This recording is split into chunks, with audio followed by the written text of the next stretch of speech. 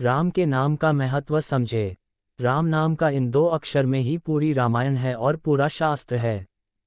पुराणों में लिखा है कि ज्ञान, कर्म, ध्यान, योग, तप आदि सभी कलयुग में व्यर्थ सिद्ध होंगे, परंतु राम नाम का जप ही लोगों को भवसागर से पार ले जाने वाला सिद्ध होगा।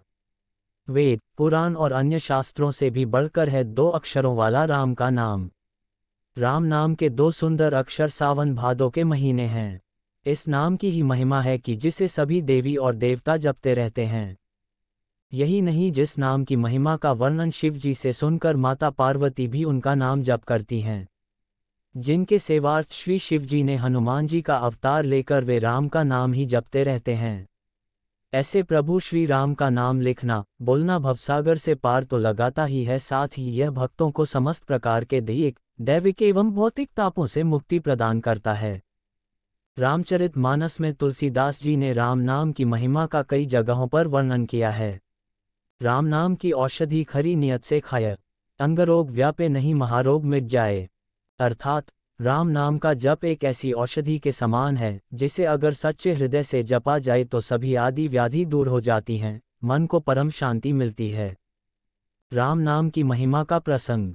यह तो सभी जानते हैं कि राम सेतु के निर्माण के समय हर पत्थर पर राम नाम लिखा जा रहा था और हर कोई राम नाम का जयघोष कर रहा था, जिसके चलते राम का काम बहुत ही आसान हो गया। राम के नाम लिखे पत्थर जब तैरने लगे तो प्रभु श्री राम भी आश्चर्य में पड़कर सोचने लगे। उन्होंने सोचा कि जब मेरे नाम लिखे पत्थर तैरने लगे हैं तो यदि मैं कोई पत्थर फेंकता हूँ समुद्र में तो उसे तैरना चाहिए। मन में यही विचार करके उन्होंने भी एक पत्थर उठा लिया जिस पर राम का नाम नहीं लिखा था और उसे समुद्र में फेंक दिया, लेकिन वह पत्थर डूब गया। भगवान श्री राम आश्चर्य में पड़ गए कि आखिर ऐसा क्यों हुआ। दूर खड़े हनुमान ने यह सब देख रहे थे और तब उन्होंने प्रभु श्री राम के मान की बात जानकर उनके पास पहुँचे और कहने लगे कि हे प्रभु, आप किस दुविधा में हैं।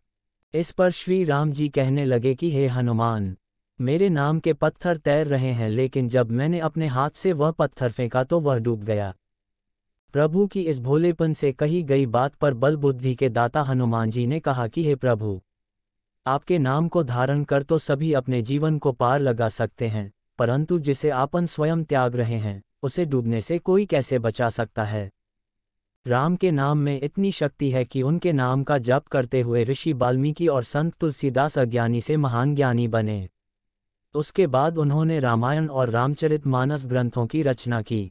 शबरी ने भगवान का नाम लेकर उनको इतना मजबूर कर दिया कि वनवास के दौरान उसको स्वयं मिलने के लिए कुटिया पहुँचे। राम का ही नाम सत्य है, होई है वही जो राम रची राखा, को करे तरफ बढ़ाए साखा। राम सिर्फ एक नाम नहीं है और न ही सिर्फ एक मानव। राम परम शक्ति हैं। प्रभु श्री राम के द्रोहियों को शायद ही यह मालूम है कि वे अपने आसपास नरक का निर्माण कर रहे हैं। इसीलिए यह चिंता छोड़ दो कि कौन प्रभु श्री राम का अपमान करता है और कौन सुनता है, कौन जपता है और कौन नहीं जपता है। राम से भी बड़ा राम का नाम। कहते हैं कि